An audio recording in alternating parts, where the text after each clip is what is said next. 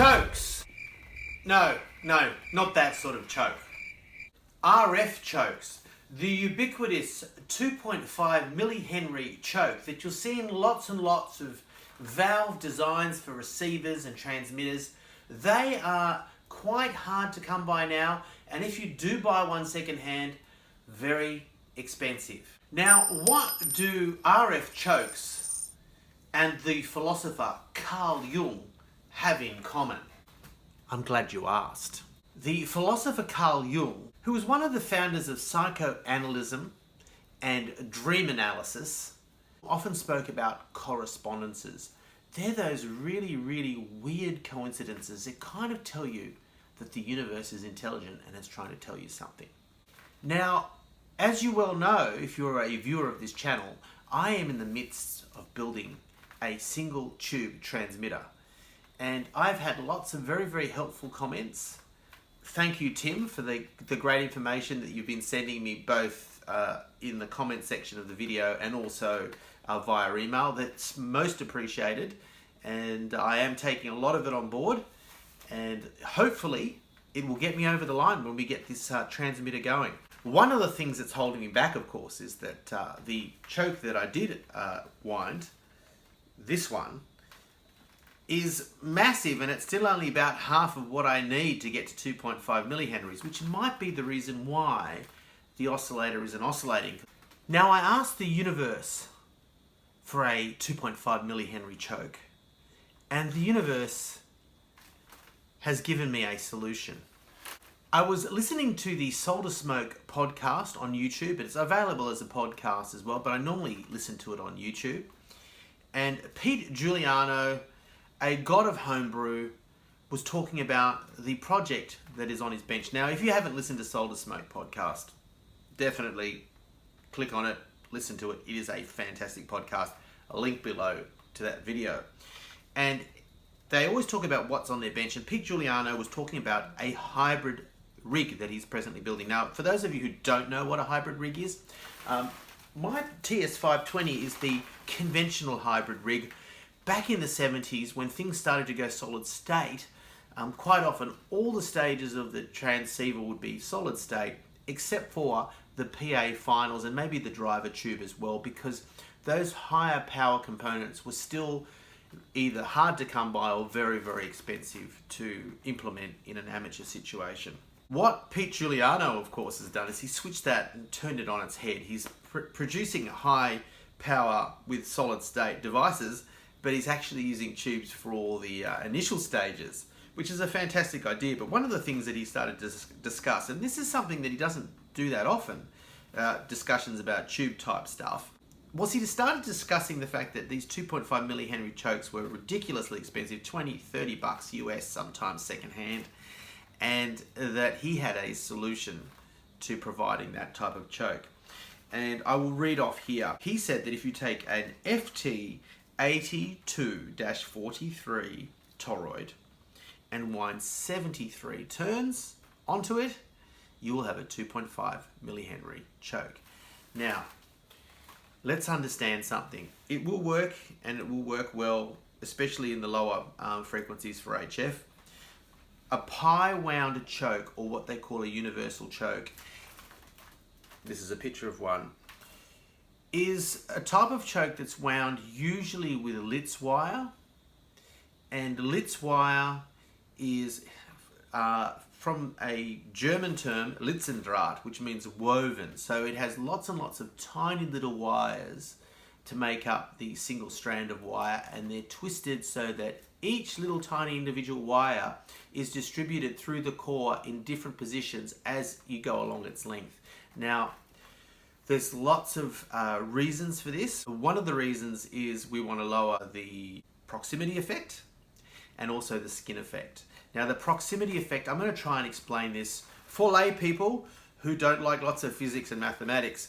If I have two wires and they're traveling in the same direction and we have AC current flowing in the same direction in both wires, what happens is these two wires are like really bad neighbors. They don't want to talk to each other. So the currents tend to flow away from each other on the opposite sides of the conductor, because they're basically saying, I don't want to hear you, I don't want to see you. Okay, so if it's the opposite situation where the currents are flowing in opposite directions, they'll be attracted to each other and the currents won't flow on the inside of the conductors. So it's almost like the skin effect, but due to proximity of wires. Now the skin effect, for those of you who don't know what that is with a conductor, as the frequency increases in a conductor, the current tends to flow on the outside of the conductor.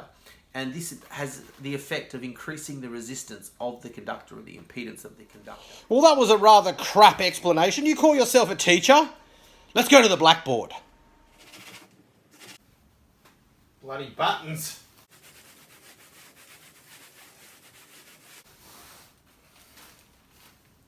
Now the school teacher in me always has an issue when he hears a word like proximity effect. I kind of knew what skin effect was, but the proximity effect I was not that aware of. So I'm going to quickly do a very shallow dive on what those two terms mean, because I think it's going to be helpful. Maybe I've explained it in the video, but I thought it might be helpful to also draw you a picture, because some people are visual learners, and I'm certainly actually surprisingly not a visual learner, even though I'm into art.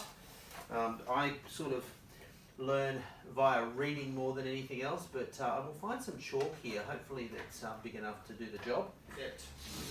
In so much as what's happening and why it happens. If you have alternating current going through a conductor, if the frequency increases as F goes up, then resistance in ohms is also going to go up. And the reason for that is you get eddy currents being produced in the center of the conductor, which cancel out the current in the center. So basically what happens is as the frequency goes up, your current will tend to flow in the outside of the conductor and not in the middle. Okay, that's as the frequency goes up. That's the skin effect, okay? SKINEFFECT,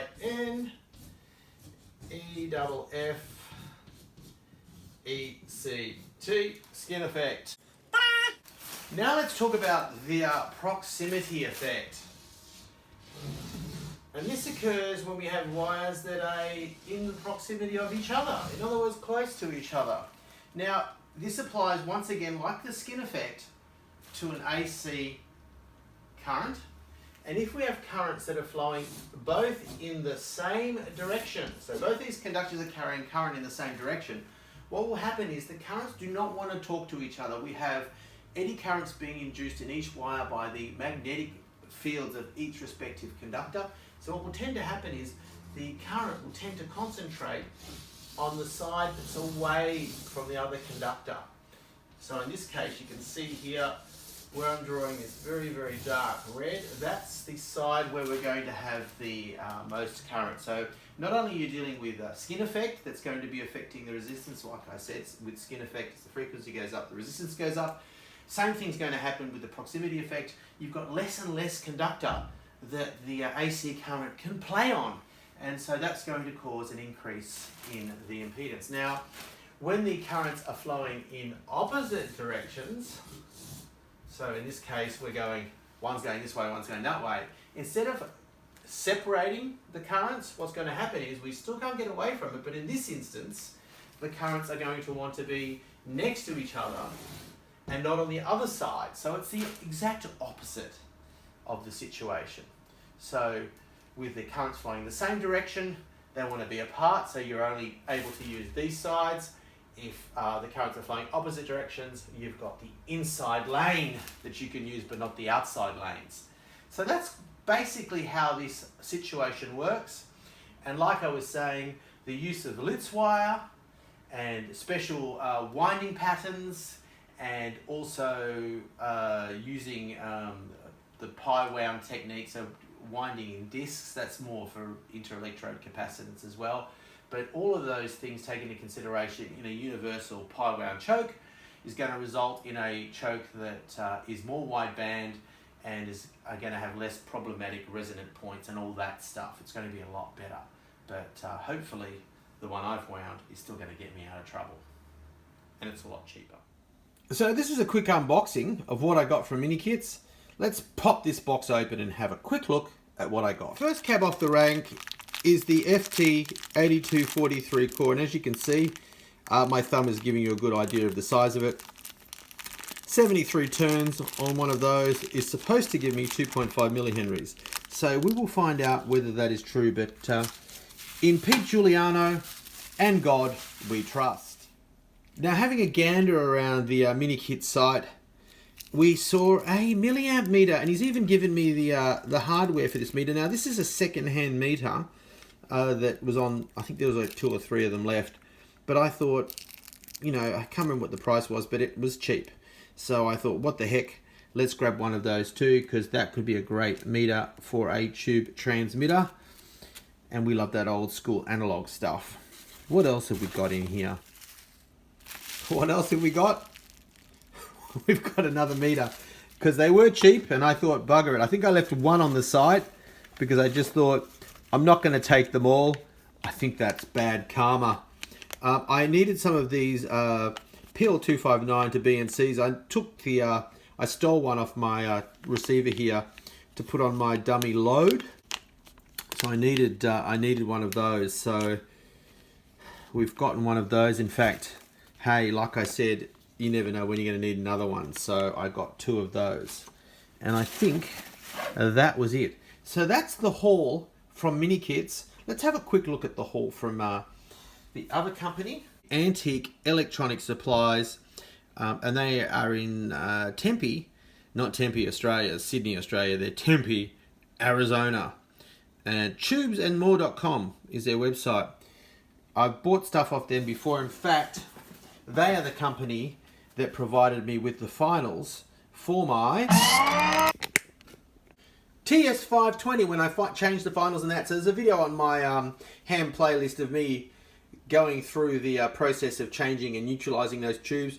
Once again, Microwave1 WU2D, I think his call sign is, was the person that was instrumental in that process going as well as it did. And I now have a TS520 that will transmit without blowing up in my face like it used to do. So we've got our antenna plugged in via that adapter. Now, I'd really like you to hear me out for a minute here. Buying all this stuff might seem like a huge amount of money to be laying out, but what I decided to do way early in the beginning of my journey back into ham radio was, rather than spend, you know, $6,000 or even $3,000 or $2,000 on a brand new shack-in-a-box transceiver, what I decided was I wanted to try and earn my bands. So every single radio that I've picked up thus far has been a kit build, has been homebrew. In fact, my first band that I got was 80 meters, and that's totally homebrew. Receiver, transmitter, antenna, even the Morse key was built from bits and pieces that I purchased from Bunnings. And this has been much more engaging for me in the hobby, and I'm not criticizing anyone that buys store-bought stuff. It's going to work better, obviously. Until you're really good at building, you're going to really have a challenge building stuff that's going to work anywhere near as well. But I will say this, I'm having the time of my life, and I'm learning a hell of a lot in the process as well. So it's really been hard fought for, but very enjoyable ham play. Now, why have I got on this site and bought what I have bought? Well, the tube that I've purchased for this transmitter project, oh, that was close. The tube that I bought with the transmitter project is a Chinese-made 6VC. And I have a strong suspicion that, well, not a strong suspicion, but a suspicion that it may not operate as well as it should. And for that reason, I've gone to this company to get new old stock of a tube that is the equivalent, but with a 12-volt heater, rather than a heater that's operating on 6.3 volts. That means that I can take the 12 volts straight from the shack and operate the transmitter off that voltage. Now, this is not that tube that I'm talking about. This is a beautiful little Kenrad made in the USA, type 27. I think it's a triode tube, and I've bought this for an older school transmitter build that I would also like to do. So when I got on that site, it got me excited. It got me looking at some different ideas about things that I might want to build.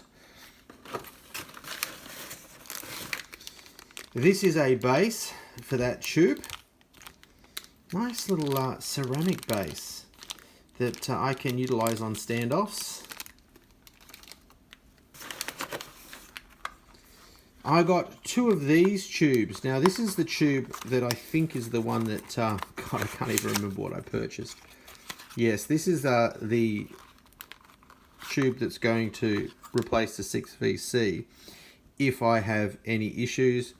It is a type 12A6 pentode, and this tube I found on the Norwegian gentleman whose site I have gone to look at all sorts of weird and wonderful videos, and this is one of the tubes that he discussed because he likes to have tubes that run off, and I will link you to the name of this gentleman, his call sign, and of course in the description below I will leave a link to his YouTube channel, because he has been invaluable in helping me out with all this information and good stuff. So I think I got 2 of those tubes because I thought if I'm going to get shipping from the States, I better make it worth my while because it's bloody expensive.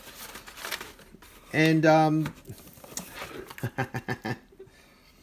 The Saga of the Vacuum Tube by Gerald F.J. Tyne. I saw this book on their website and I just thought, bit of light reading for next to the bed. It's amazing what we get excited about, isn't it? I get excited about this stuff.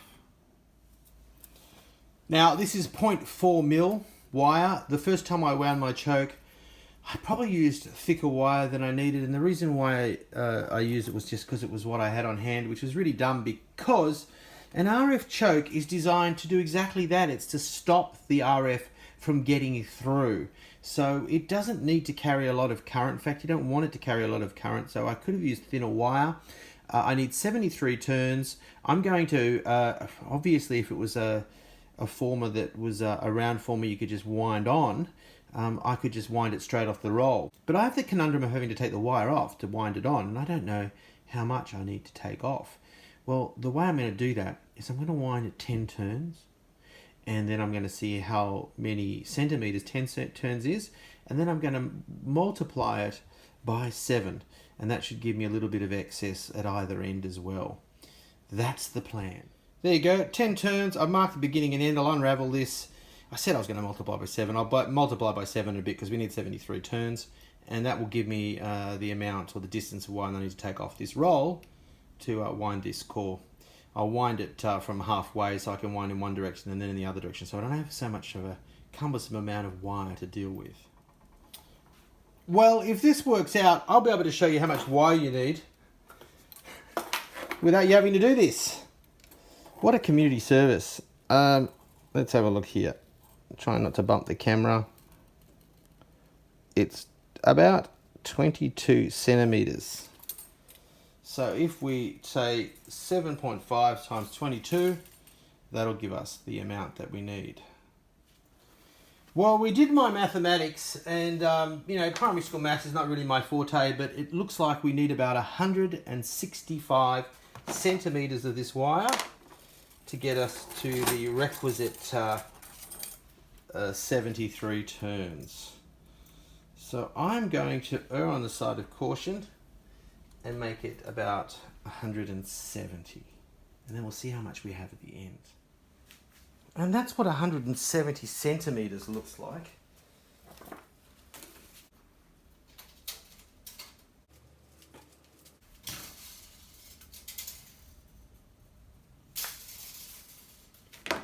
God, I hope that's enough. And there you have it. P. Giuliano said 73 turns. It fits perfectly.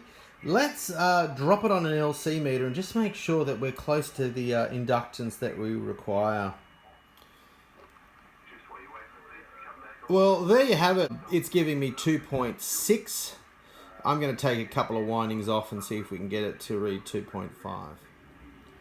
2.47 with 2 windings off. Might put one back on. 72 turns, 2.58. So I'm going 72 turns at 0.4, and that measurement of 170 centimeters of wire gives you, you know, you can see here quite a bit to play with, but it's always good to have more rather than less. So 170 centimeters, 72 turns, and that'll get you right where you want to be. Well, it's a sunny Sunday morning. We have our pie choke wound, and the day is free to have a bit of a radio play. So the plan is to put that choke into the Renaissance rig and see if we can get it to warble. And if we don't get it to warble, we're going to try and do some circuit modifications, or maybe a different circuit. 73, and I'll see you in the next episode of The Art of Engineering.